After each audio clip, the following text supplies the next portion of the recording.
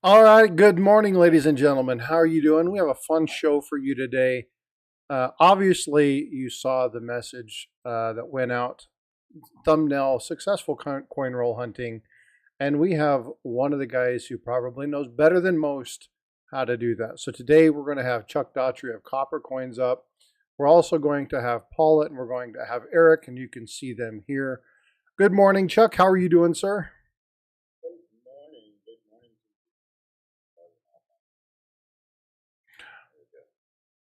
Trying to bring up the stream so I could see the chat so I could watch what's going on. Sounds good. Let me make sure that everybody can hear Chuck all right and make sure there's no issues with the audio on that end. Can you hear me? Can you hear me? All right, let's go ahead and do the pleasantries. Let's get the pleasantries out of the way. We have a bunch of people here already. Kid of mine, Jack Gallman. Jack Gallman said that his inspector for FEMA's actually on his way out. They're going to be there today. That's actually great news. So glad that they're finally getting to you. YouTube me is out there. How you doing, me? Good to see you, bud. We have Joseph C. Eric FFC. How you doing? Good day, Farm Dog. Hope you're doing well. DC's out there. Good to see you, DC. Dan McCumber, Rockzilla, Ant. How you doing? Stan Horn is in the house. What's going on, Stan Horn? How you doing? Let's see. Who am I missing? I'm sure I'm probably missing someone. People here now than we do during my office. Stuff like that. Chuck is low. I've tried to correct it since. Maybe that helps. I'll get Rockville to come back. Turn Chuck up, please. Well, I don't understand exactly what's going on here. Let's see. Because my own computer. Just don't know.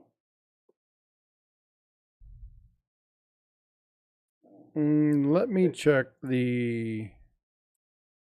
Hold on just a second. Check. 1, 2, 3. Sounds good on StreamYard. You're on StreamYard? All right, so let's check this. You guys should hear much, much better now. So let me know if that improved things.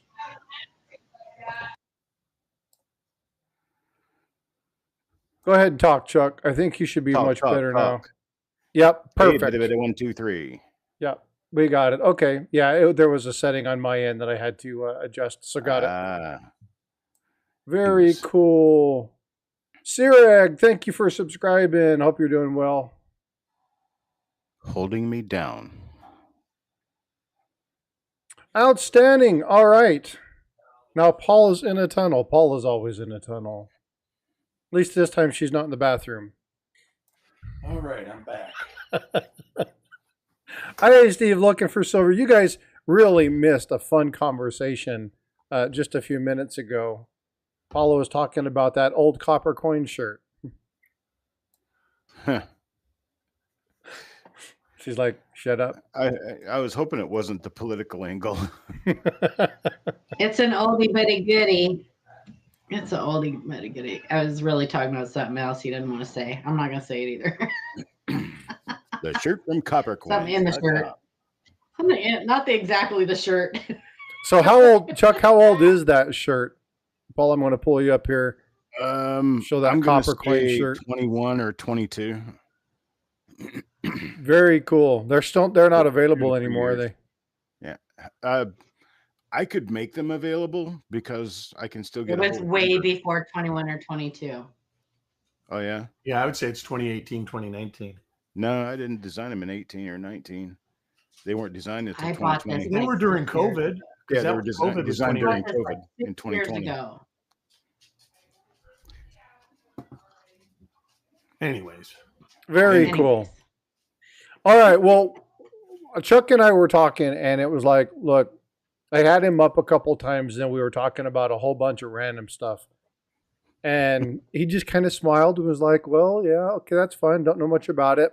And I'm like, well, let's bring you up and talk about something you're very adept at, and that is coins. And he came up with this particular topic. So I'm not going to belabor anything anymore. I'm going to go ahead and turn the time over to Chuck and just go ahead and let's dig on into this discussion. So, Chuck, the floor is yours, my friend. All right, thank you. I appreciate you having me here today. Oh, thanks for coming up. And my wife just tells me she's leaving the house. Okay. Um, so rolls specifically, when you're buying rolls, and especially when you're buying rolls online, you will find that there are a number of rolls out there that are not good for you because they have been messed with, dealt with, monkeyed with. They're not real. They've been reclosed. They've got coins in them that did not come in them to begin with. Um, there's all sorts of different things that you can run into. And what I want to do is go through a little bit of uh, an educational visual aid of what rolls look like when they're good and when they're not. So I'm going to get started with this. Let me go ahead and blank my Vista out here so that you can see the entire thing.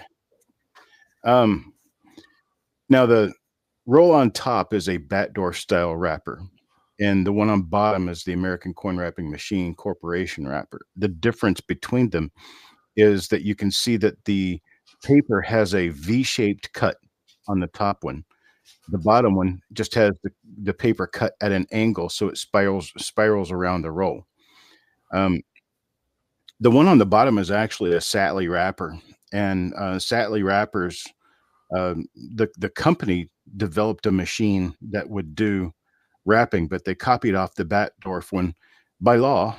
Batdorf sued them for infringement, and Batdorf won. So they had to come up with a different way of doing it. So in their different way of doing it, you end up with the wrappers that don't wrap up as tightly as the Batdorf style wrappers. Now, Batdorf style wrappers, what are they? What do they look like completely? These are all Batdorf style wrappers. Batdorf style wrappers go back into the teens and 20s.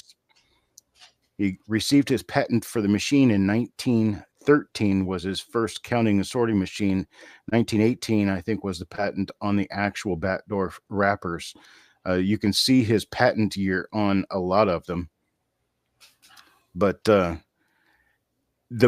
number one thing to watch for Batdorf wrappers, they can't easily be faked because they're very tight. The coins do not rattle inside the roll. They have shotgun ends, which is open ends that are crimp sealed, and the coins are very tight. The rolls are very tight, and it's just not possible to fake that. It's also not possible to re-roll and rewrap those. They're too well done by the machine. So here's some original wrappers. We're going to go through what the original wrappers look like. These are all original. Can I ask you a quick question? Yeah, sure. Go ahead. So they stamped these papers before they wrapped them, right? Yes. Yeah, these papers were web printed, meaning that they were printed on rolls, and like a register receipt paper.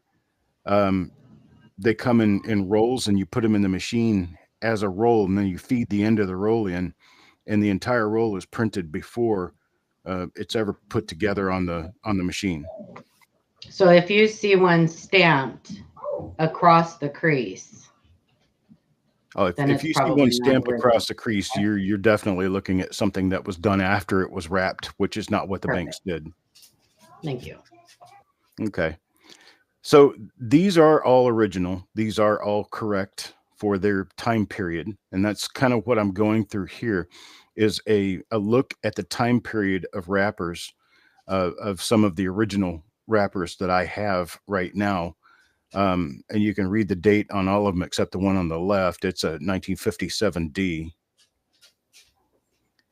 And to give you an idea of what you're looking at for what a real wrapper looks like, all of them had that dark pinkish color back then. They didn't use any white paper. Candy stripe paper, the white and red paper, did not exist until about 1990. So if you see any old wraps that have that candy stripe look, they're not good. Okay, here is our next generation. So we go into the next generation by starting off with the same old pink wrappers. Hey, Chuck, And then can we I get do in. something real quick? I want to point Yeah, something out if I can. Can you go back 2 photos? 2. Okay. So one thing I want you to look at is when you're looking at the various dates, okay, especially when you're looking at some of the old ones, you can see in the top ones, obviously you have the stripe rolls. He's talking about that. But what I want to look at is go to the next one. I want you to look. You don't have solid black ink on any of the.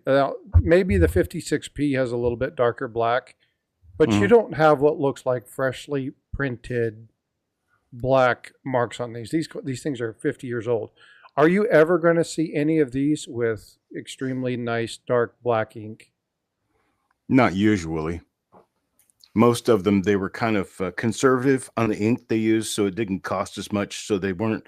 It was a rubber print. They ran it was a wheel, I believe, that they ran over the paper as it wound on a machine.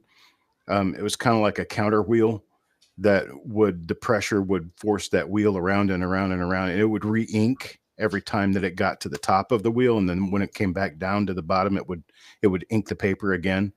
And there's nothing perfect about that. Sometimes it's a little thick and a little too broad and a little too bold, and sometimes it's almost ineligible. So like, for instance, whatever that is printed on the 44P roll, I can't see it. I don't know exactly what it says, but there's obviously writing on it. I just can't tell what it says. So this And is it going to goes be under. one of those diagnostic things that if you see one of these that has a really nice, crisp, sharp, deep black lettering, that's probably a flag. Right. And also, if you see one that looks like it was printed on a printer, as in it's got little tiny dots, or it looks like a laser printer printed it, or if the ink, if you rub the roll and the ink smears, then you got a fake one, definitely. Copy that. I just wanted to go back while you were talking about that and bring that to people's attention. Because Oh, again, as you absolutely. look at some of these, you see these, but it's really important to look at the nuances of these roles. Chuck will talk Right. about that a little bit later. He mentioned that when we were doing stuff beforehand.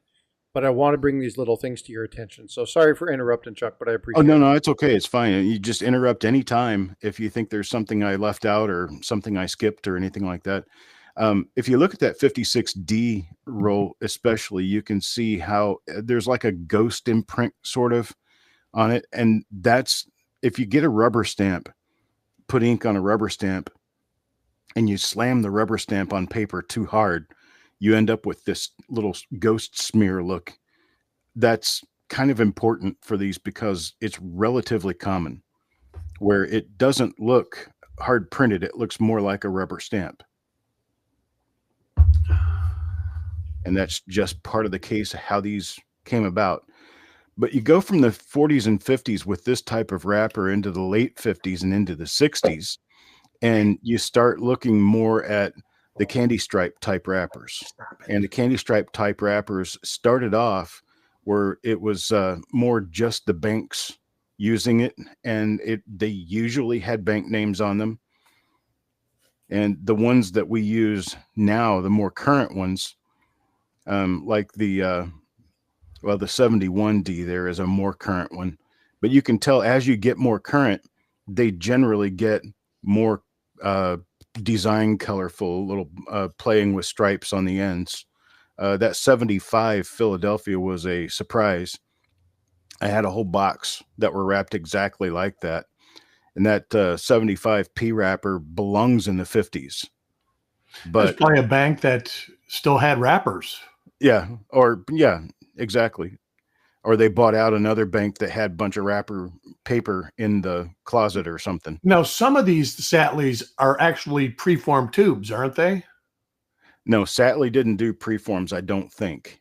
Satley just did wrapping machine, and their paper is that type that you see for the 61D that has the Fed Reserve Bank of St. Louis. That's a Satley wrapper. Most of the Satley wrappers have a black stripe or what should be a black stripe imprinted on the side of the print. So the 66 The red 66 and the red 67 are also Satley type wrappers. And a lot of them will say Satley incorporated on them. That the other company was Standard Paper Goods or something like that. Yeah, Standard Paper is another one of them, but you can also get Brandt out of Waterford, New York. Right. That's what the 72 Philadelphia here is. That's Brandt paper. And then later on, you start getting into like Brinks and Loomis and people like that started making their own paper. So you kind of get away from the old norm and you work toward this new norm. And the new norm is all candy stripes. It's even the U.S. Mint, which is the 2010 P roll on the end. That's a U.S. Mint wrapper. And no, the U.S. Mint did not wrap those. Those were wrapped by a bank that was, or a firm, a wrapping firm, an armored car firm probably, that the U.S. Mint, they contracted these people to do this wrap, and they gave them the paper, and they said, here you go, wrap these. And the Mint didn't wrap and doesn't wrap coins themselves. And these rolls that you get that are the Mint wrapped rolls, other than the fact that it's a Mint wrapper and they're a little less common than your other type of wrapper, the coins inside are exactly the same. There's no difference at all. The candy striped wrappers like these, the one that says O2P on it, bring your attention to that one, especially because that's a String & Sons. It's an NF String & Sons wrapper. NF String & Sons is not a bank. They are not a wrapping company. They just make the paper. And so that type of wrapper is probably one of the most common types of wrappers you'll see today.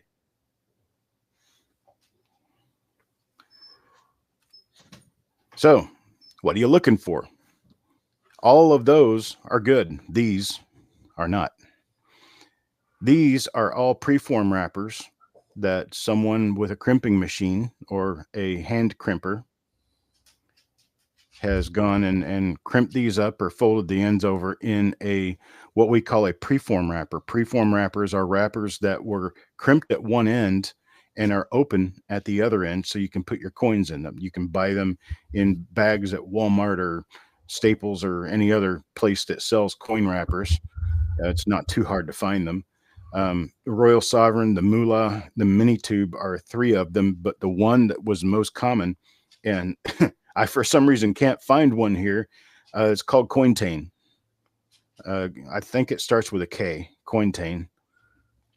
And it is one of the most common types of wrappers that people are going to use today to try to fool you into thinking you've got an original bank wrapped roll. And so watch these real carefully. These are all ones that are available on the market. You can go out and buy them and wrap your own coins in them. So, little lesson. This is an actual eBay auction. I want you to pay special attention to the title of the auction. You got 1960p BU roll Lincoln Memorial sealed original one owner collection rolls. Okay, well, there's a problem with that. 1960 didn't have paper like that. Paper like that didn't come out until the late 70s.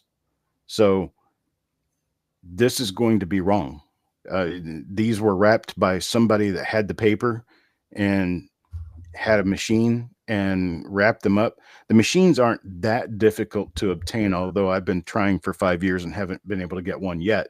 The machines are made by a company called Glory, and the machines that do this wrapping are brand new. They're $8,000 to $10,000 a piece, and you pour your coins into a large hopper at the top, and it goes through the patented Batdorf style of wrapping the coins and spits rolls out the end on the bottom of the machine, and you can get about 12 rolls a minute out of this machine. So you can dump a bag in there, and in 6 or 7 minutes you've got a whole bag wrapped up. And so without watching the type of paper that they're using, they're producing impossible rolls. That's what these are. Here's another one. even though the title on this one says it's 1969 original bank wrapped uncirculated Lincoln cent roll, the picture shows a 1961D, and there's no way this paper didn't exist until the late 1990s. So you're not going to see this kind of paper on a 61D roll ever. Not an original one. This is another one. This is the NF String and Sun paper, but you notice this is brown paper and not white. And the brown paper is a preform rewrap type paper. And they did not have String and Sun paper until about 1990, 91, 92. So for this to be an original 1969 S roll is impossible. And I've removed all of the identifying information about the sellers on these because I'm not calling the sellers out. I'm just showing you guys what not to do. Here's another one, 1969 plain.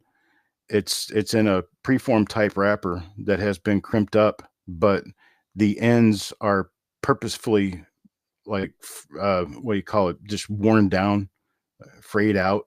So it looks like an old roll, but that wrapper didn't come out until the 90s. Here's another one for you. Now, the type of wrapper that this is in, this is a Satley wrapper. They did exist in 1943, but what probably doesn't exist in 1943 is wrapping already reprocessed pennies in rolls, and that's what that one is. That's not an original 1943. That's been messed with, probably polished and coated. But you're also talking about a roll going for $144. The person ended the auction. I'm not really sure why, but this was an ended auction. And $144.58 was a little over the top. No, they're not counterfeit coins. They're counterfeit rolls. They're rolls, they're deceptive rolls that were made to make you believe that there's something valuable, but it's likely that what's inside has already been looked through, is not original source material, could have fingerprints or any other issues. So I just stay away from rolls like that, because if you're putting them in paper that's not good, then who's to say that you're honest about what's inside the wrapper? Kind of like the mercury dime that's on the outside of the rare 1909 wheat cent roll. That's my very next one. Thank you. What a transition.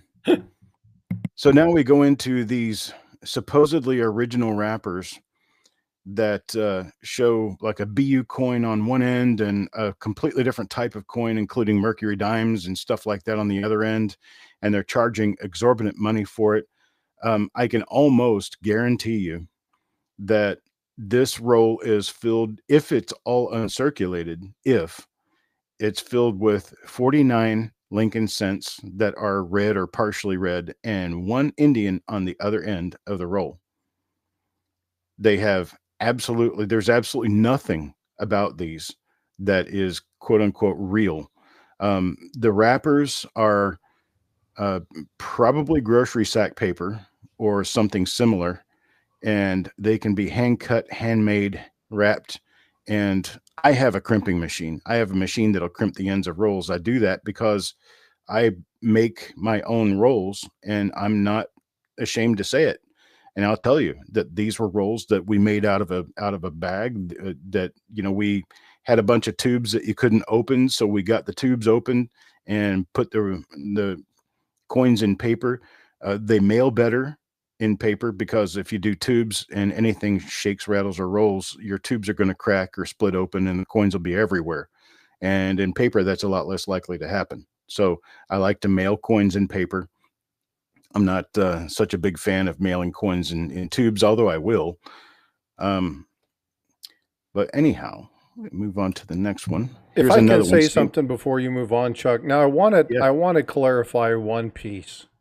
And I've done this in the past, because the coin that they show on the end, so they show this rare 1909S or this rare 1908S, If you want to buy the roll because the coin at the end is one you want for your book, then buy it for that purpose. But understand that what's inside it is probably nothing but that coin, right? You're probably, like you said, you may get a couple call Indian head cents or something in there with 40s and 50s dates. But if you see one of these and it has the date that you want, now, obviously you have to be aware of counterfeits and watch for that. But if you want to buy one of these rolls, it's the right type of roll. You've deemed it to be a decent ad. You've got permission with the person to return the rolls, like you have your guarantee, or you're buying it from a trusted source. Well, I say somewhat trusted source. But it's the coin you want, then you want to pull the trigger, pull the trigger. But won't don't get be. rolls like I this. want to caution. I want to caution against that for one reason, though. If they're using hand crimpers or whatever, that coin on the end is going to probably be damaged. So Well, you a have lot to of think about that too, and also the price that they're asking for it. And most sellers who sell these rolls will not let you return them if they're opened. A lot So of the those- hand crimpers are they're 3D printed out of soft plastic, so Mhm. they generally won't mess with the coins. What will mess with the coins are the crimping machines, because those heads are made of metal, and if you push the roll too hard onto it, you'll get the circle of death on the coins, Yeah. and that's never a good thing. I have a hand one though that will absolutely. I don't think it's it'll 3D scratch the printed, coin. but yeah, it'll definitely scrape the coin. And maybe it's just because I'm not good at doing it. I don't know. Maybe it takes practice. But yeah, there's definitely some things to be aware of. I've also seen people who can grow a long fingernail and tuck these things back in with a fingernail and make it look real. Yes, I've seen that. Oh yeah, That's back in the day, I knew a fella that could repack a Batdorf roll, and he could make it pretty good. And he used the end of a Bic pen. And the other thing that you have to be kind of careful of, I'm not necessarily saying that this seller does it. I'm just saying that this is something that a lot of people do. They will use stock images and they won't sell you the exact roll you see in the image. Yeah, that happens a lot. Right. They'll send you something that is representative of what you see in the image. So you get one, for instance, if this was a case like that, you would get one that would have a 1906 on one end and a 1950 something on the other end, but it wouldn't be the same coins you see in the auction. So I would further caution you that if you see one that has a 1909S on the end and it's $175 and it's like, I want to get that, and why don't you just buy the 1909S by itself? And it shows multiple available.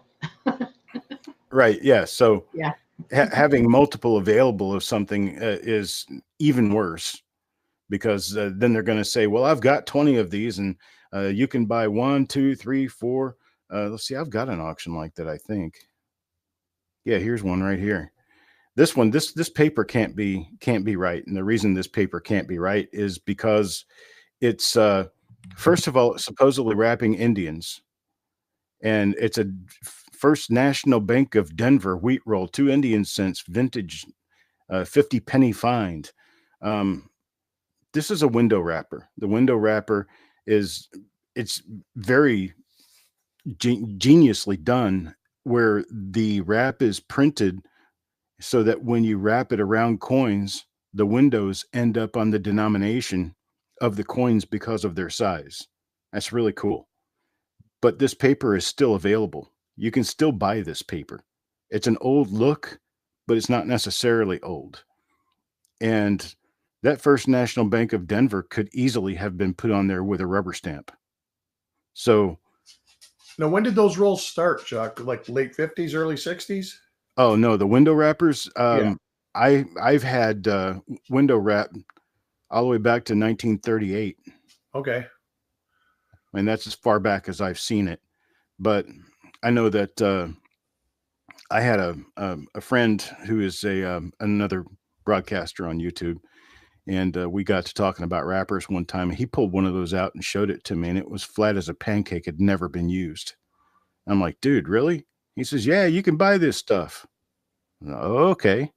Same thing as there's a Federal Reserve Bank of Cleveland. There was a ton of their paper left over after they stopped using a particular type and moved on to something else. And a bunch of it ended up on eBay. What was it, about 25 years ago? Yeah, there was actually boxes of preformed coin tubes. That's why I was asking you that. I think that they actually used preformed coin tubes at Cleveland. Okay. Same with Minneapolis and Kansas City. Those were the other ones you could buy, because you could buy a box of 1,000 for $25. Okay. Yeah, they must have had a machine that actually dealt with those preforms, because preforms won't work in a regular wrapping machine.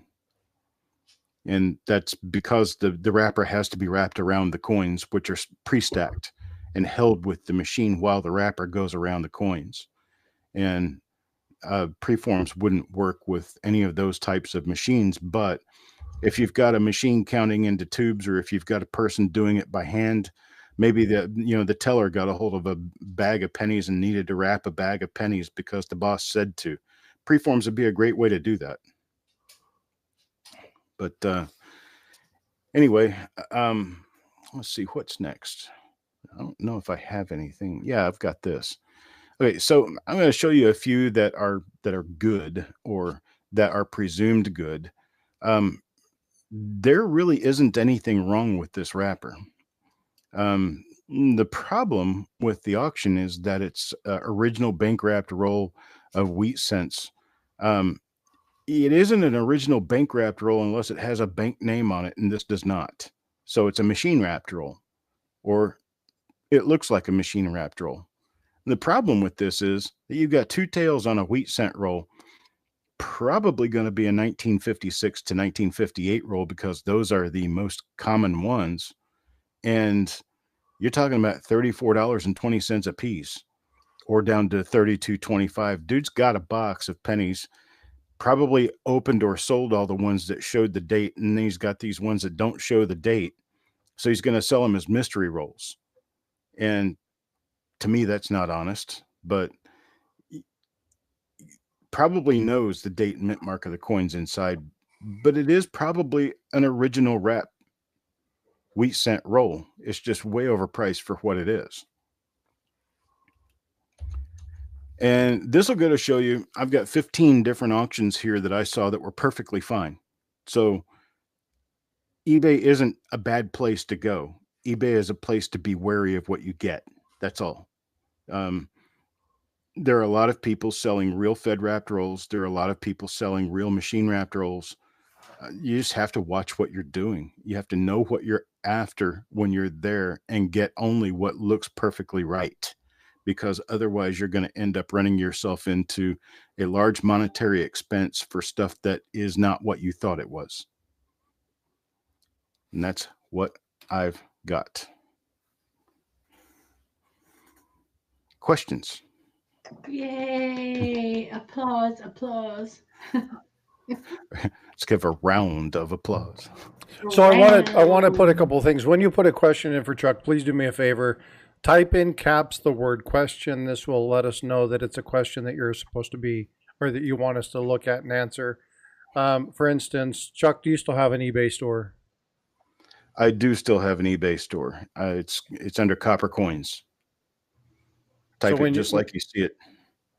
When you go to coppercoins.com, you'll see right in the bottom center that says Copper Coins on eBay. So if you click on Copper Coins on eBay, you'll see his listing.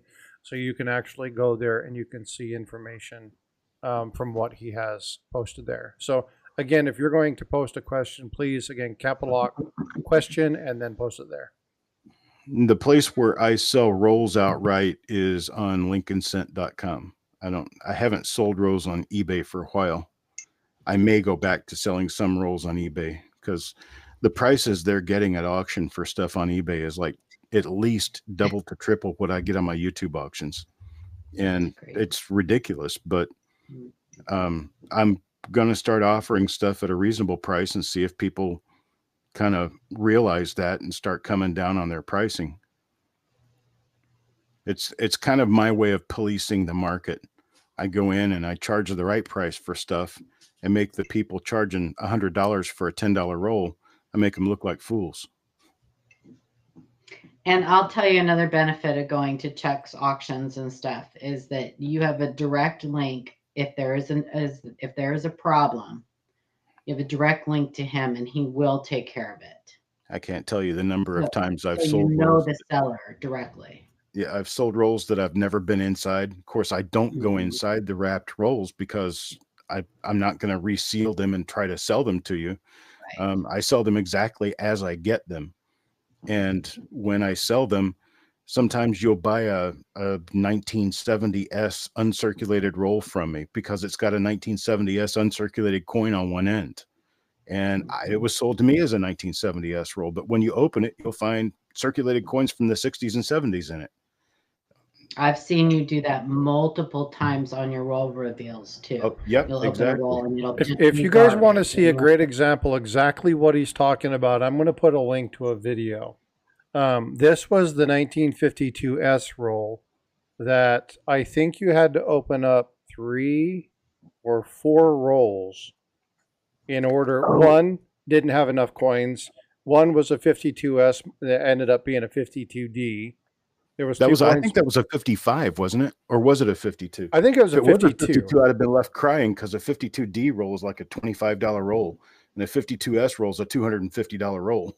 Maybe it was a 55. I'll have to pull that up. But anyway, he went through many, many, many rolls to get one that was viable to go ahead and do the search on. And I find this, again, you guys have talked, you guys know that I am big. Paul is big on this. Eric's big on this. Chuck is big on this. Integrity. Integrity matters. But there's a couple things that Chuck does that I really enjoy. One is he tells you what's going on. He goes through, he hits it, he's going through, he tells you what's going on. But if you stop him, and he allows you to stop him, just like I have a couple times, I'd like to provide some clarification. Hey, can we ask for this? Can you tell me what this would look like? He'll walk you through and do this. Now, he may say, hey, remind me, we'll come back at the end, remind me what the coin number is, and we'll pull this up. Yeah, I know kin of mine, but I'm not turning them off mainly because I'm hurting myself by removing those, and I've just said enough. They're only set for 30 minutes, so you'll only get 1 or 2 in a broadcast. But when I go back through and I look at the information, what I'm seeing when I look at Chuck's stuff is that there are multiple occasions where, even when he does his games, right? Hey, I have a problem here. I'm going to give you credit for this piece. Or, you know what? I'm just going to reach in and here's a really nice, 1939. It's a $10 coin. I'm just going to give you that for your troubles. Hey, we're doing an auction and there's a 55 roll and it's going up and we're at the 25, 28, 30, 40, $45. And he's like, whoa. I've got 4 of these. I'm going to give them to you for 25. The last 5 people that were bidding, I've got 5. If you want to do one, do it. He doesn't really give anybody an opportunity to gouge themselves. So not only does he protect the collector, he has this level of integrity that we just don't see very often. So I absolutely, and Chuck knows this, we've talked a lot about this, I utterly respect the man. But the amount of knowledge that you get from him is second to none. Tie them with Coin Crew, and then we'll throw Eric in there for a piece of good measure. Come on, Eric, you're supposed to laugh. But seriously, you have some people I was muted, sorry. that right now are on this panel that are some of the neatest people, the most integrative people in the hobby. There are a lot of other people here. I'm not saying that these are the only ones that are there. But the people that are here today are some of the neatest people that I know within the hobby. They know people that I don't know who are some of the neatest people in the hobby to them. But the level of integrity, the level of knowledge that you have right now is insane. So I want you to open your floodgates, ask questions, because you have an opportunity right now to really pick people's brains. And don't fret about the stupid question. And I say this because the only really stupid question is the one that you have that you don't ask.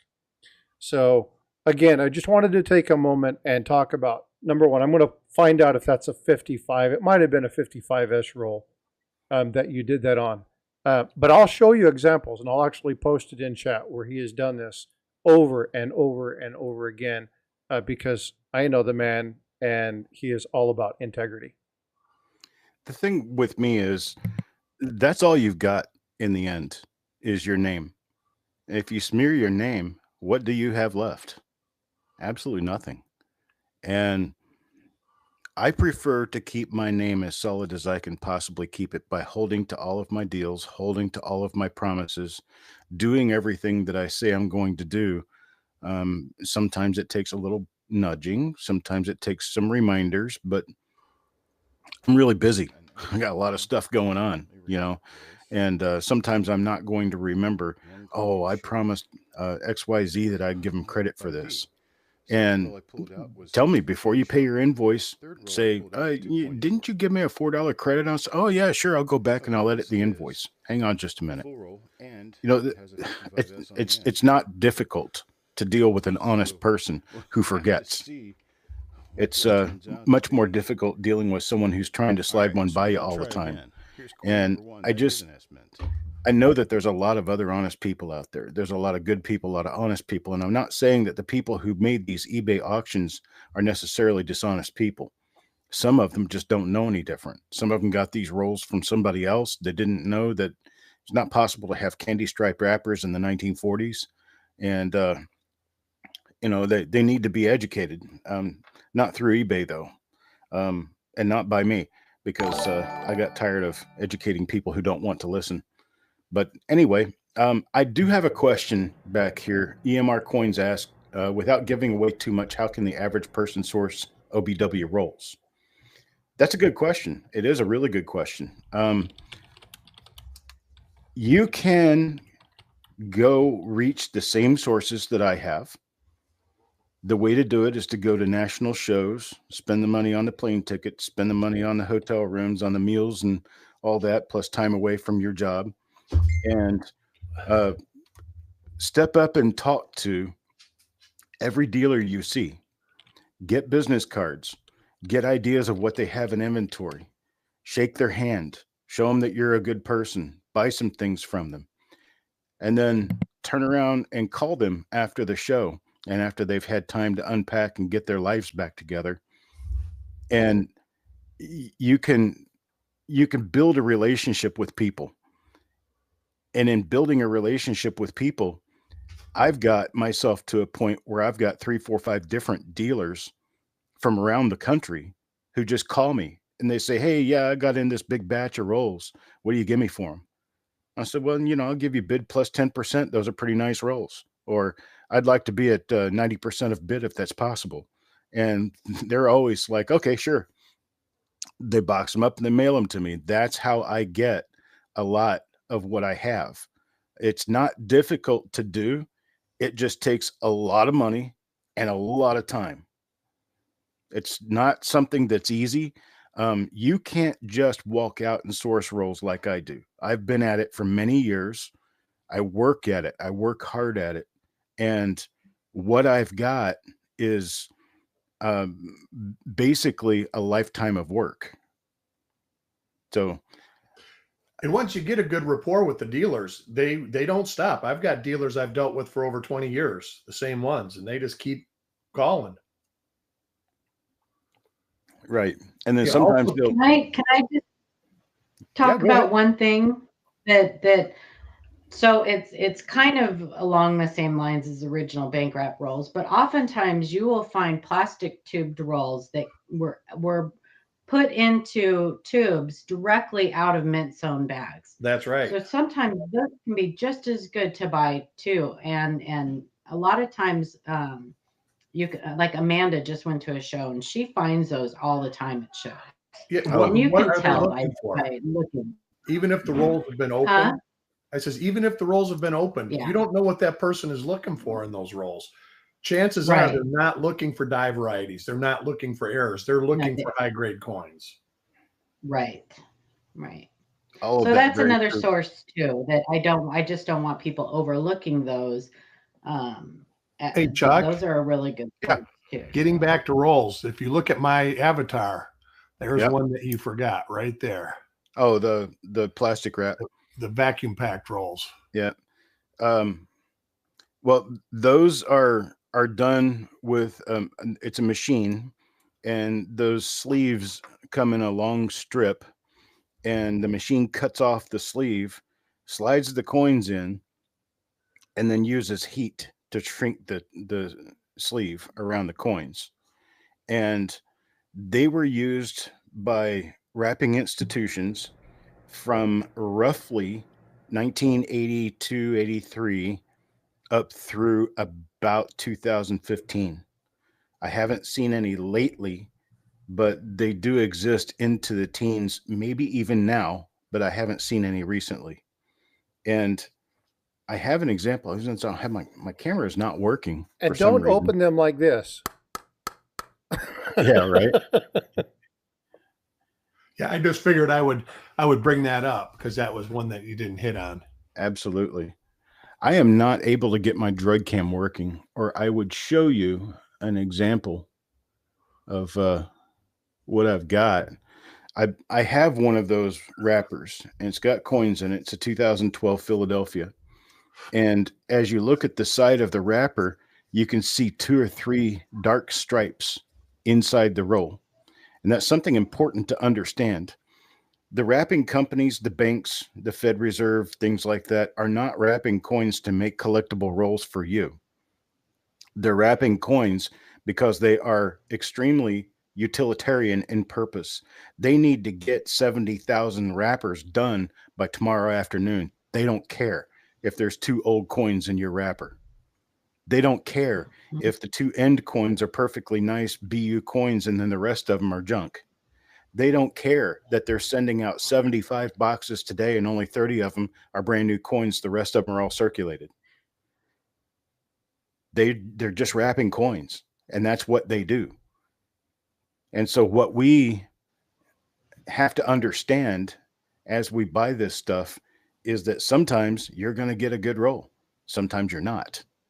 And when you don't, it's not the fault of the person selling the roll. Generally, it's more the fault of just the nature and how it works. I bought a dozen boxes of 2019 Philadelphia pennies, and recently I opened up a bunch of these boxes to sell them by the roll, and 3 of the boxes I opened out of 5 were circulated coins. They weren't 2019 rolls at all. I had them in storage for years as 2019 rolls, but they weren't. And so it happens. That is what happens. It's just a utilitarian thing. They do it because they have to do it because we move a lot of coins in this country. We used to anyway. Where's your face? What happened to your face? His face is still hidden. Oh, my face is ugly enough it could break your camera and mine. Coach wants me to tell a joke. So did you know that speaking of what we're talking about here, that Texas was changing its name to the bakery state, and that's because of all the rolls that are here.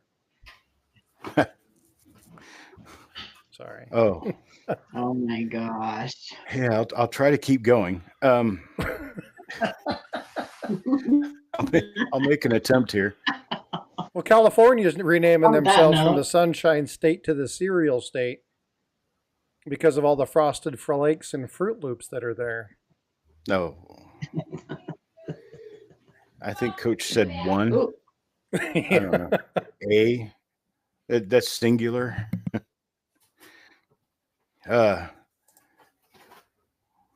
So if there are any other questions regarding rolls, wrappers, what you get, what you should get, please ask. I'm here. What Paula said earlier about buying tubes versus buying wrapped rolls or original rolls or anything like that, she is very correct. A lot of times, in fact, probably better than half the time when you get an old tube of coins, it's going to be wrapped straight out of. A lot of times back in the 50s and 60s, people thought that they were doing themselves good by switching from that paper that contains sulfur and tones the coins over to plastic that won't tone the coins. And back then, toning was considered a bad thing. And so they moved them over to tubes and basically ruined their own market for today, because today people want those original wrappers. And the coins are all the same. Doesn't make any difference what the coins are. You don't want to buy them because they could have been searched. Well, again, what Eric said is very true. A lot of times, in fact, I'm going to say probably better than 90% of the time, when you get a tube that has been searched, it's only been searched for high grade coins. It hasn't been searched for die varieties. You can find all kinds of stuff in those. I buy tubes as much as I'll buy bank wrapped stuff. The only reason I buy bank wrap for better money is because I get better money for it. Otherwise, I'd pay the same prices. I used to pay the same prices for all of it. There's a good question from EMR. Well, yeah, go ahead. What is the purpose of foil in a wrapped coin? You want me to say it? You can. Okay. The foil was supposed to put a dampering layer between the paper and the coins so that the paper didn't affect the coins. And back then, they considered a moisture barrier as well. And it kind of was supposed to protect the coins against getting spots, getting the carbon spots, and basically keep them in better condition. Did it work? No. But, you know, it's one of those things that people, again, it's wrapped in foil. That must mean the coins are perfect. But no, you know what? It doesn't. The foil coins, they're either really nice or the crustiest. They're the crustiest coins you ever get out of a roll. There's no in between. Well, and all of that has to do with what? Storage, moisture. Yep. Because it not only kept moisture out, but it kept moisture in too. Yeah, exactly. Yeah. You know, you can't drown coins in water and store them for 50 years and expect them to have any semblance of what they came out of the mint as. Yeah, it's just an old wrapping process. It's something that people did to protect their coins because they thought they were doing a good thing. Yeah, even earlier was tissue paper. Just like the 1955 double die kind of started the whole die variety hoard craze. 1960, the small date Lincoln cent kind of started a roll hoarding craze. And from roughly 1960 to 1965, there was a ton of roll hoarding. People hoarding bags and bags and rolls of coins. It goes all the way back into the 30s and 40s. Much of the reason why we still have original rolls from the 30s and 40s goes directly back to the roll hoarding craze. It's also why we don't have mint marks on 65 through 67 Lincoln cents. It's specifically because they wanted to stop the hoarding thing, so they thought taking mint marks away from the coins would help keep you from wanting the rolls. It didn't really work, but after 3 years, they decided that that's probably not a great idea, so they went back to putting mint marks on the coins. And then sometime during that period, they started striking regular business strike coins in San Francisco. And so 68 is the first year we have an S Mint memorial with that's a business strike coin. But could have been 67 or 66, depending on when they actually started doing it. But they didn't put mint marks on coins those years. And the person who instigated that was Ava Adams, who was the mint director during that time frame. Yes. She instigated a lot of things, but she also really helped them transition from silver to clad. And there was a lot of other things that went on during that period of time that was kind of decided for her, that she had to basically be the band leader on stuff like that. Let's see. We have any other questions? Because if there's any questions about rolls, wrappers, or anything else, all of these old pink wrappers do have a certain amount of sulfur in them, and they will change the color of your coins over time. Sometimes that works out to be a wonderful thing, and sometimes it works out to be not so good. Here's another one that They can be purple. Yeah, absolutely. What causes the purple toning on a cent? It's the purple. It's the purple paper. They just used a different color paper. Yeah. Well, the toning in general, regardless of color, the color can be atmospherically caused. If you're storing coins, for instance, in a dry closet or basement that has a bunch of like pool chlorine in it or something like that, something odd, something weird, it can do strange things to the coins. But the color of the paper does have to do with what colors will transition on the coins as they tone. And sometimes the coins don't tone at all. If you keep it in a atmosphere controlled, dry, dark closet, you can keep a roll for 100 years and it won't change. And here's another thing about rolls, a little bit out of Chuck's wheelhouse because he's a Lincoln cent guy, but nickel rolls are usually blue. See, this one's not blue, but the printing is blue. Right. Then you got dimes, they're green. Well, and there was that one, even the rewraps and the that's a nickel roll. Preforms. That's a nickel roll. It's got blue printing on it. Then you got quarters, they're always orange. Mm-hmm. Orange, yeah. Dimes are green. Then you got $50 that are yellow, but they do have, well, they do put them in black, but black is actually a generic wrapper. Yep. For any specific anything that they need, like dollars, halves, shut my camera, stuff like so that. See that. So they're all color coded, also. Yes, and that's been a thing.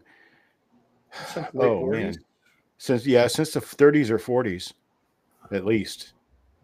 I think aren't dollars red? Dollars, like I say, that's what they use the black on now. White. Okay. But yeah, whitish. They used to be like regular, like grocery paper. Small dollars are gray. Well, I was thinking of original Morgan and Peace dollar rolls. Okay. Yeah. And then, all I've ever really paid attention to are the smaller coins because the big ones, they make me choke. Yeah, I've never had the money to buy an original bank wrapped roll of dollars, silver dollars. Yeah, right. Well, I actually heard that there's no such thing. Well, there could be. There could be in 1920. I can guess who told you that. I heard that they came all were wrappers from Ike dollars. But there could be. I mean, because the technology did exist in 1913 to wrap dollars. You will see a lot of wrappers that say wheat pennies on them. Or you'll see a wrapper that says silver dimes on it. The big one now is the one that says Watchmaker's Hoard. Yeah. That's somebody who rolled up a bunch of coins from a coin collection and just wrapped them in a generic wrapper that they designed. And they're all in like blue wrappers, pennies, the dollars, the half dollars. They're all in these blue wrappers. So there's a couple of questions in there. Kraken says, should I unroll old rolls? No. We knew the answer to that one. DC. Well, I'll give you a reason. I'll make it a little more lengthy of an answer. One word answers aren't generally good answers. If you unwrap an old roll, you take the extra value of the roll out. If you're unwrapping them because you want to look at the coins, that's one thing. Yeah.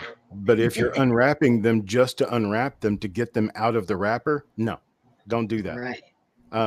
That wrapper could be very well appreciated by another collector who only collects rolls and doesn't collect the coins. Sorcerer Stan just dropped 5 memberships. Thanks so much, Stan. I greatly appreciate you and your support. DC had a question. Is there a reason 1950 cents tone more than any other cents? And by toning, do you mean like spotting or do you mean like actual toning? 1950? Yeah. Well, 50 through 53 or 54, they're just nasty kind of coins anyways. They had that wash issue and stuff like that. Exactly. It was a planchet wash. And it was how they washed and dried the coins. Yeah. The soap didn't come off before it started to dry. And you end up with coins that have what we call spider veining on them. They look like spider webs all over the coins. And that's why, for instance, a 1954 Lincoln cent in MS67 red can't have that, thus is a very valuable coin because they're rare. But the toning on coins are strictly a storage thing. Now, there are some coins that contained traces of sulfur when they were minted, and those coins will tone differently. Those are the Lincoln cents of 1944 through 1947. They were using return shell casings from the U.S. Navy and U.S. Army to create the metal from which they made the blanks and then the coins. And they were basically repurposing metal that had come back from the war. And those like to tone an orangish color. They generally don't have the really, really bright luster that other Lincoln cents will have, but they very often they'll have color, and sometimes that color can be really nice.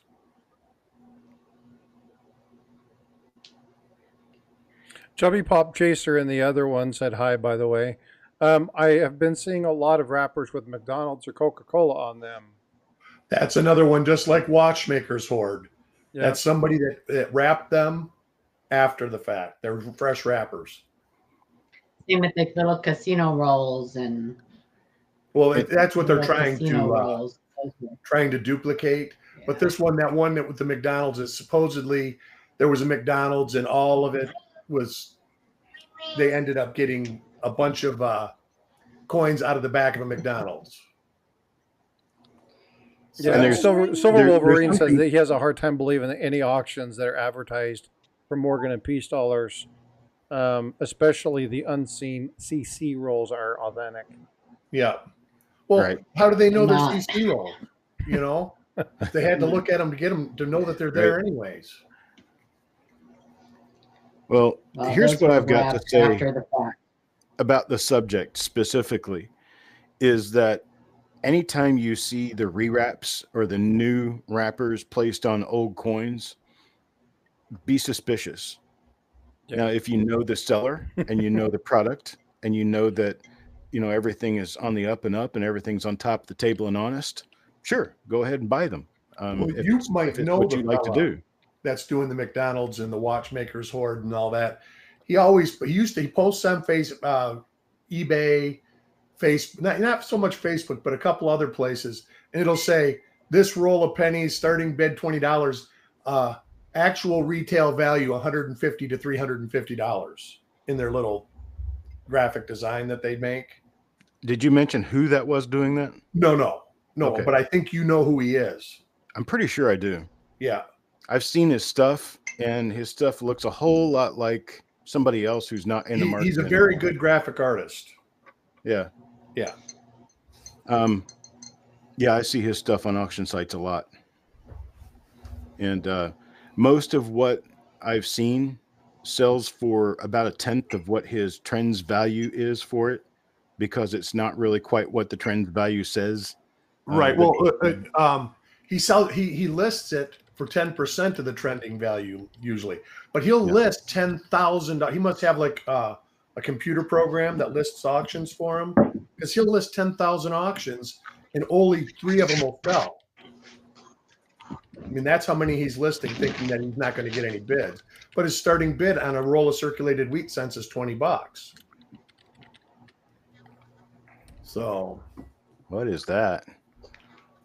Looks like a lipstick case. These are tubed rolls. So Amanda got these. Like, you can see how old the tape is on them too. But they actually what kind of tape is that? That's black tape. Foil on there that. Yeah. Okay, it's not going to show. And they like scratch the date into them. Holy moly! Well, I tell you what, somebody went to a lot of trouble with that. A lot of trouble, Amanda. These are perfect examples of what I was saying, though, that you can get. You know, this is obviously somebody who took them out of bags or took them, like Chuck said, out of rolls and thought that they were better in these tubes. Yeah, they took this metal. I don't even know what kind of tape that is, but it's like hard. Looks like electrical tape. Yeah, it could be the duct sealing. Yeah, duct sealant. It's actually metal with it's real thin. It's like aluminum foil with like an epoxy on it or something like that. Yeah, it's got what do you call sticky stuff? Adhesive. Boy, my brain is not working straight today. What do you call sticky stuff? Got an afternoon of well, fun there, that really depends. That's sticky stuff. You can take you got all sorts of fun for the day. So Right. these are Amanda bought a ton. So that's what she likes to do when she goes to Quinn shows. She likes to try to find rolls, and she bought a ton of rolls in Tulsa, and she bought she had duplicates of a lot of them. So she sent me duplicate or gave me duplicates so that her and I could do like little, do little roll battles. Roll things. Yeah. More so than not, what you're going to see rolls sealed with is what was clear tape at the time. And that clear tape turns yellow and brown over the years. And it turns very brittle. Yeah. You can't come close to touching that stuff without it falling apart. So there is not a good way to take that tape off and put it back on and make it unnoticeable. It's kind of like cracking a slab open and putting it back together. So the old tape, when I auction something and mention an old taped roll, that's what I'm talking about. I'm getting tired of not being seen. It's not my vanity. I'm getting tired of you not being seen. Yeah, it's not my vanity. It's the fact that I've got things to show you, and my drug unit's working. So I'm going to make this work. Oh heavens, no, not like that. Wait a minute. Whoa, what's that? We really don't need to see that part of me. Here we go. I can make it bigger. Oh, I don't need it bigger. Really, honestly. I'm perfectly fine with it being as small as I can possibly get it, yet still have its function. That doesn't sound right. So now I actually have a screen. I can show you a couple of things. This is one thing that I want to show you. Here. This little guy right here. This is an original roll. You say, well, that's been opened. They probably searched it. It's possible, but it depends on the source you get it from. I got this from a source I know doesn't search rolls. And even Heritage will sell rolls that have an end opened, and they will say open to verify date. A lot of times what these rolls were are ones that had been shotgun sealed on both ends, but they had to open the roll to flip a coin over just to see what the date was, because they don't want to sell it without the date present, without knowing. Did those also have like the little cardboard ender and cap? This one does not, but a lot of them do. Yeah, a lot of them have it's basically a cardboard disc the same size as the coins that they put on the end of the roll before they start the wrapping process. So if the crimper does go in and damage anything, it's going to damage cardboard and not a coin. Cardboard. Yeah. Super smart. Here's another one. That's one of the shrink tight rolls. I was looking for one of those and that's what you were talking about earlier. That's a great example of that. And you can see 3 oldies in there. But I still sell these as 2012 rolls because 47 out of the 50 coins are 2012.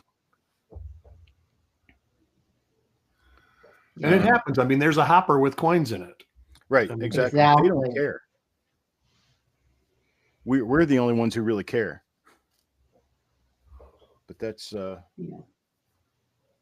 another Batdorf roll here. This is 1952.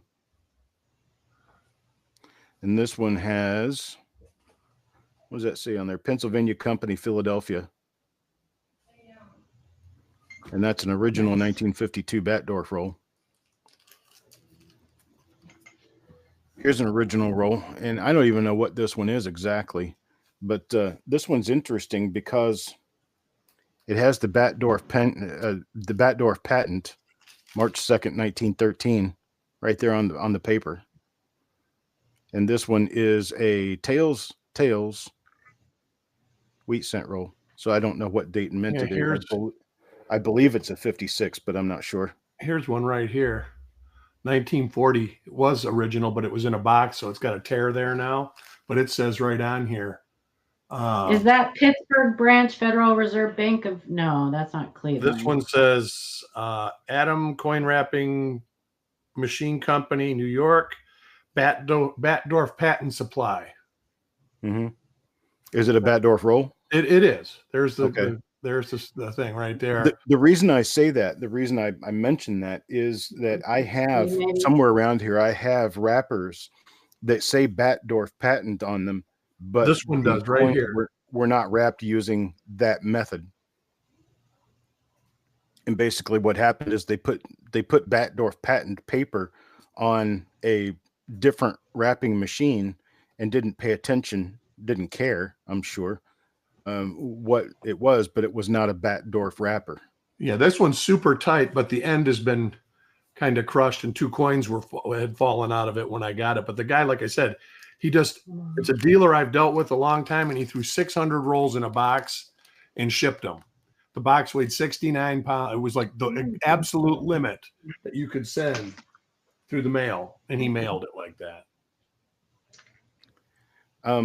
The other thing I want to mention is that there's a lot of times you will end up with wrappers that they look pretty good, but they're kind of questionable, like if it's plain brown paper.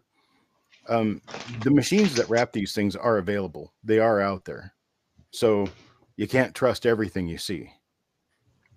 You just have to know your source. That's the most important part, knowing your source. You can buy rolls that look perfect and they are rewraps. Yep. It happens. But it doesn't happen a lot. Usually you can tell. But yeah, I've seen rolls that I don't care who you are, you wouldn't suspect it. They've been rewrapped. And the wrappers are new.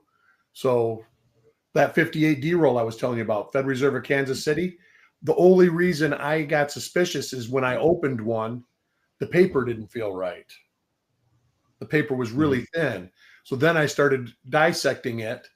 I opened it up and the coins were all over the place. There was coins that had toning on the edges and stuff like that. Then I started comparing rolls to real Fed Reserve of Kansas City rolls. The type was slightly different, the font. But for the general purpose and general person, nobody would have ever noticed these rolls. When I got it, I didn't notice it until I opened it up and was like, wow, that's a bummer. It's junk inside. So, Chuck, for the person that wants to get into doing roll searches, wants to pick up some rolls, obviously they can come check out Copper Coins, look at some stuff. If you guys haven't already done so, please go check out coppercoins.com or Copper Coins at YouTube. Definitely a great place to go. Make sure you're subscribed, set your notification bells, etc. But what would be some things, if you were to give like Chuck's top 3 pieces of advice for somebody brand new who's looking at doing this, what would you tell somebody who's just looking into getting into this?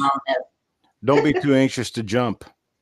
That's right. Shop around, make sure you know what you're doing, make sure you've got a good idea of what a person has. And the way to do that is to buy something cheap and look at it. And don't go after their most expensive item first. Go after. I'm raising my hand. Go ahead, Paula. She wants to take that one. I know the minting I just process. What I want to tell people is educate yourself first. Yeah. Educate yourself first and decide what you want to look. What's your goal? Like, are you looking for varieties and errors? Are you looking to like cherry pick high grade coins? What's your goal? And whatever it is, educate yourself as much as possible before you dive in. Otherwise, you're spending money, probably good money, because you're probably going for high grade, high end rolls.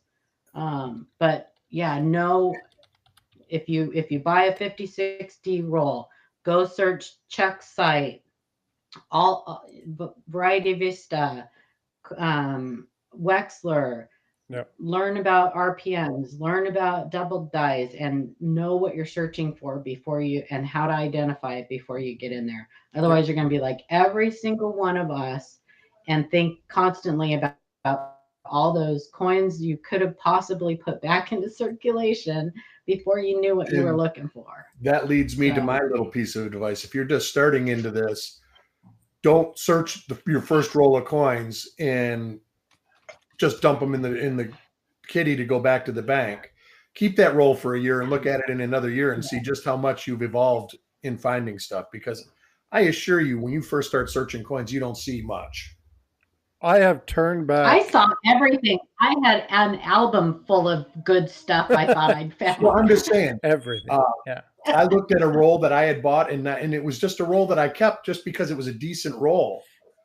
And I searched it in 1997, and I went through it in 2019, and I found all sorts of stuff that I missed in 1997.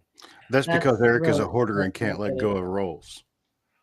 I'm trying. There's truth in that. Coming from another one. More faster than I can get rid of them. Not that I get rid of any. Well, I actually got rid of 50 rolls though a couple weeks ago. Chuck, sorry, go ahead, please. I wanted to include a little bit of a timeline just to give you an idea of how things occurred and when and why. The original Batdorf machine was created in and around 1907, 1908. It was 1913 when he finally got the patent for it. It was 1916 when he sued the Satley Company because they copied his idea, and he won the case. And it wasn't until 1915 that he received the patent on the wrapper type, because he got the machine first, then the type of wrapper. It wasn't until the 1940s that they started putting like a wax coating on the paper, and you'll often see this come off on the coins. And that lasts especially into the early 1960s. A lot of times you'll see the coins come out of the wrappers, and they'll look beautiful, except that they'll have this clear wax stuff on them. That's coming from the inside of the paper, from an original wrapper. Now, whether or not the coins are still in that original wrapper doesn't matter. I can tell you that anytime you're going to see wax on the outside edge of the coins is typically going to come from the wrappers. And it could be blobs too. They do put it in the counting machines too, though, I think. Well, that's okay. The counting machines, a lot of times the counting machines will cause two different things, or possibly three different things. Sometimes there's a grit or the rubber wheel grime around the edge. That comes from the counting machines. Another thing is you'll see where it looks like somebody's taken a rubbing cloth and rubbed across the coin and deposited a lot of rubber and stuff on there. That happens when a counting machine has a friction wheel that pushes the coin down the chute into the roll. And those counting machines, when they count out a full roll of 50, they grab the next coin and they stop right there. But the friction wheel keeps going. And that friction wheel is rubbing on that coin until they release the trigger for another roll to go into the wrappers. And so that friction wheel causes an issue on those coins sometimes. Sometimes it'll polish the coins. So sometimes you'll see a coin with a polish stripe running right across it.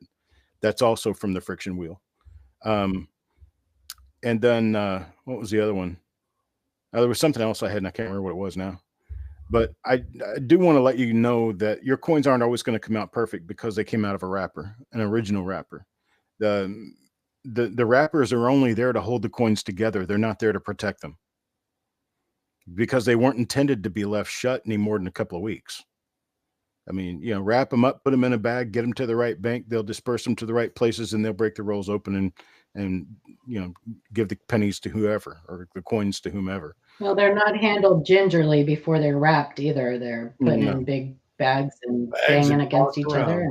Yep. If you want coins that are handled gingerly from the time they're made until the time they're distributed, you have to get proof sets.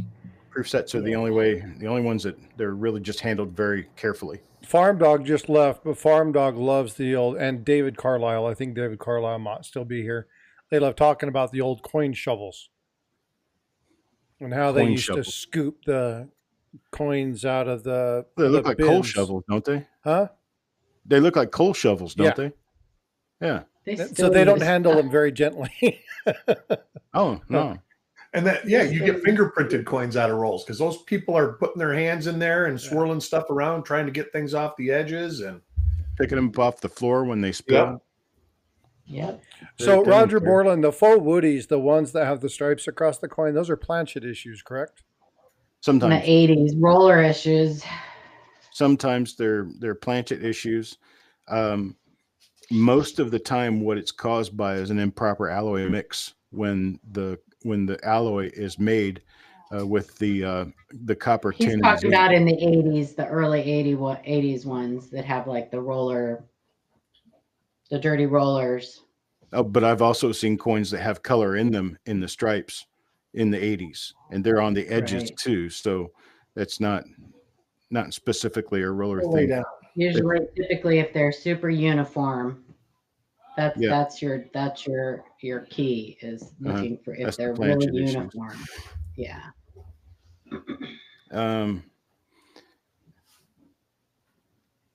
Tubed rolls aren't bad. Just know your source. And if you, I'm eventually I'm going to put this into a video by itself. But if you want to rewatch this video, it's free. Go back and watch the video and take a look at the different wrappers I put up. They're not all that exist, but they're a good cross section of what's out there. Which mint makes the best pennies? The Royal Mint. I wouldn't disagree with that. But which one? The one in Ottawa or the one in Britain? They don't make pennies in Ottawa anymore.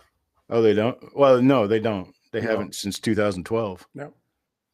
Which I don't know why Canada quit making pennies. It just doesn't make sense. Makes perfect sense. They round everything up to the nickel, and the government gets the money. Wow, that one flew right over his head. Yeah. It's all right. Perfect sense.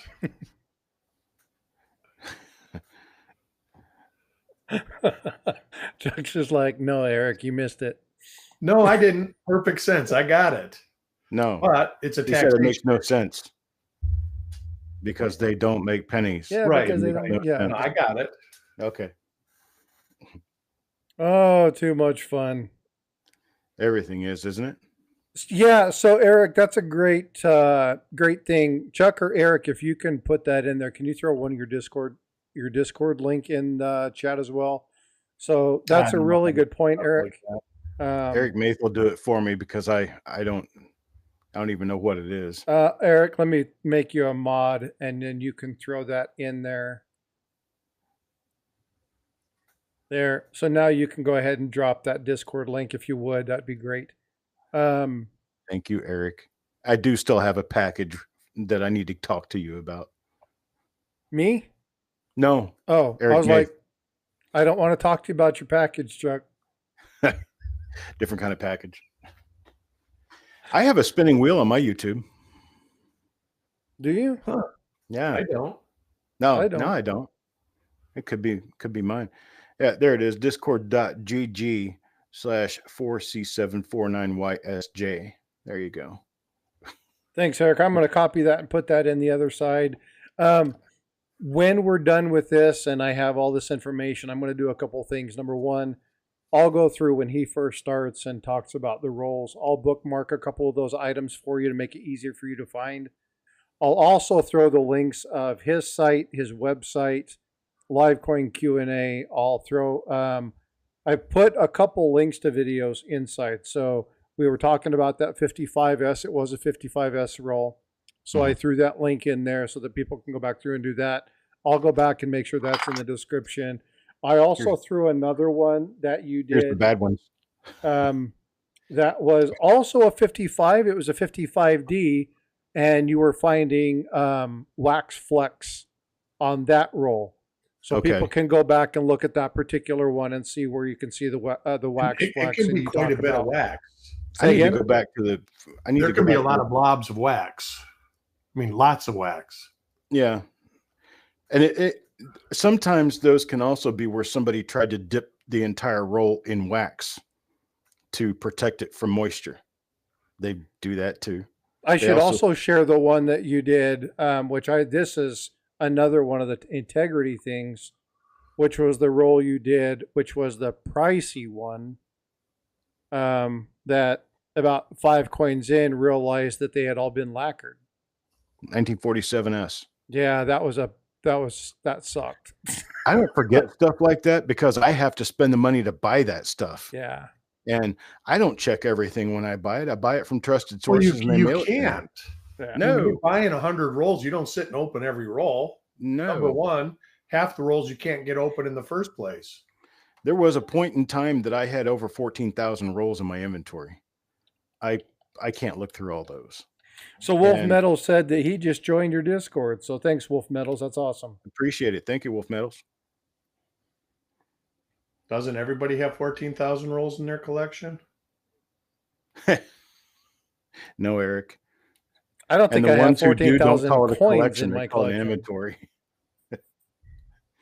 Well, there's a you difference. You got to sell it for it to be inventory. There's a difference between my inventory and your collection. Your collection will never see the light of day. Sure it will. So I won't know about it, but it'll see the light of day someday. Chuck, do you still have the pictures when you moved? Yeah, I got them somewhere. That's one of my favorite. It was when I first saw this. Paula was the one who told me about this, and she was like, "Oh, you have no idea what Chuck has. Ask him to show you the picture of his move." Right. Yeah, and I was like, "That wasn't your move, though. That was just when you bought those rolls, those pallets." No, that was his move. No, that was his move. To Florida. Yeah, the pallets were when I moved to Florida, or when I moved from Florida. Well, I remember when you first went and picked up those rolls. She's thinking of the rolls that through Robbie's house. Yeah. Let me do it this way. There may be something. A lot of people are saying that YouTube is shutting down multiple streams randomly. They may be having issues. It's very possible. Because I'm showing the stream is still live, and I still have decent connectivity on my end, so it might just be issues with YouTube. Okay, I've got that on my screen. Now let me get back to that. And okay, this is a photograph that was taken of a collection that I bought. You can see that, right? Mm-hmm. That's crazy. That's all bank boxes. Here's another picture of the same thing. And this picture shows the overall gut of it and how big it is. And this picture shows it was 279 bank boxes full, and then 5 boxes those were coal bits, or not coal bits. Yeah, I think they were coal mining bits that came in those yellow cap boxes, and they'll hold an entire bag. And then all those bags down there on the very end, there's 13 bags there. Hey, Roger, thanks for becoming a member, man. I appreciate that a bunch.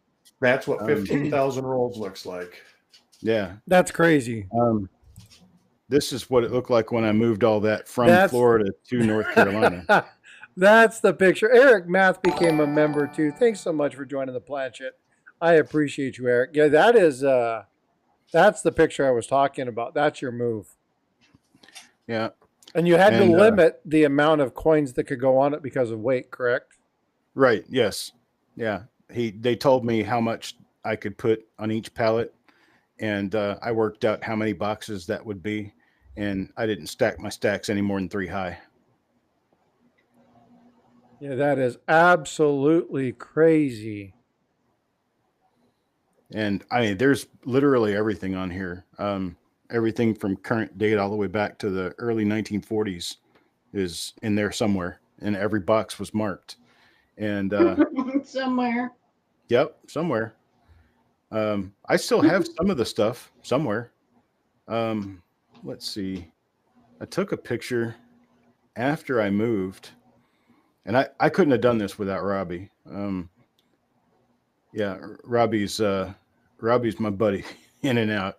He's been to my house. He travels to my house from Illinois to help me move every time I move. It's ridiculous. His name is Robert Folk. He runs Wolf Creek Coins in Marion, Illinois. And he's probably one of the best friends you could ever have. Let's see here. I'm still EMR, have a great day, brother. I appreciate you coming in. Hi, Eric. No, you just live in a house with a concrete slab, EMR. Yeah, except I'm upstairs in that wall. When you first did that closet wall, I was like, man, that looks sketchy to me. It's let's see, do I have pictures of my closet? Let me see. I've seen your closet. Yeah, I've done a couple of videos in there. I'll see if I can find one, and I'll post the link to it. If not, I'll get one from you later on. I don't see pictures of the closet right here. I don't know where else I would put these. It's like I've only got one place where I really put pictures like this. Why not? Nope. Yeah, but when I first saw this, again, I was talking with Paula. She's like, you think you've seen kind of what he has? Wait until you see the ones on the pallet. And I was like, holy smokes. That's just unreal. I just remember he had a contest, like guess the amount of coins or something. I don't think he ever did. Yeah. Did anybody ever win that contest? I remember that. I don't know. I wasn't. Oh, guess how much these weigh? Yeah, somebody won it. No, how many boxes? Was it how much they weigh or how many? Yeah, it was how much it weighed. And so we did a weight per box, and I multiplied. And it's not 100% because the boxes and tubes and wrappers and pallets weigh something, but that move was roughly 3,650 pounds.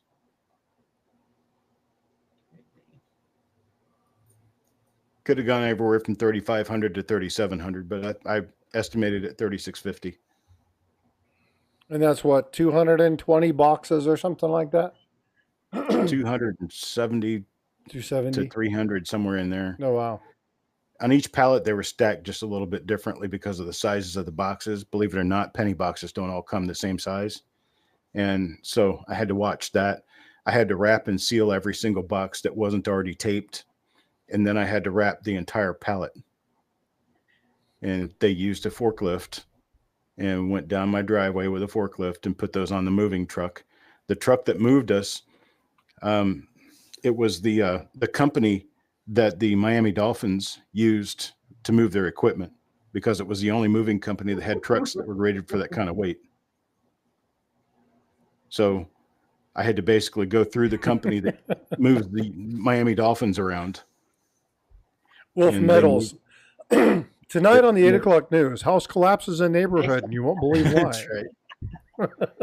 Well, I mean, I'm just glad that I didn't get caught by the news or something, you know, and moving this stuff around. And there was a point in time that we were on the interstate, Robbie and I. He was driving his 250 pickup truck, and I was driving a Penske.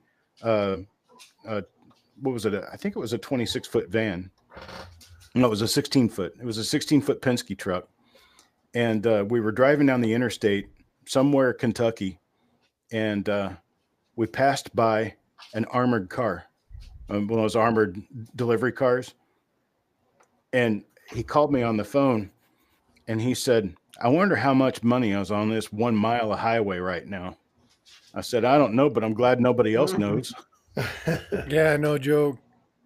Right? Because, I mean, you could think of Jesse James coming then. He'd have to have a train car with him, but there's a whole lot of coins going on right here. Yeah, numismatic. He said normally when people say they have a ton of coins, that they don't mean this. Right. I had a ton of coins. Now I currently have probably about 1.5 pallets worth left. I've sold all the rest of it. Do you have a picture of your garage? You have a very nice, elegantly laid out. I did, but I don't. That's what I was looking for. No, that's what you were looking for? Yeah, he has a very nice. One of the photos I took after I moved. Actually, you know what? I think in the video that we did where we showed your 1958 counterfeit collection, I think you showed it in that one. I'll have to go back and look and see if it's in that one. Because I remember Okay. you showing that, and I think it was that video. Okay. Because I, for some reason, can't seem to locate. Well, I know the reason. I'm not very well organized, but we're not going to say that. Them's fighting words. Right. Compared to what? Well, yeah, I understand that. Yeah. Here. And this right here is because of me. That's funny. The presumed coin shortage that actually wasn't. Right. Yeah, the coin shortage that never was. And actually still isn't. But that's a different show, right? It is, in fact. It is, in fact.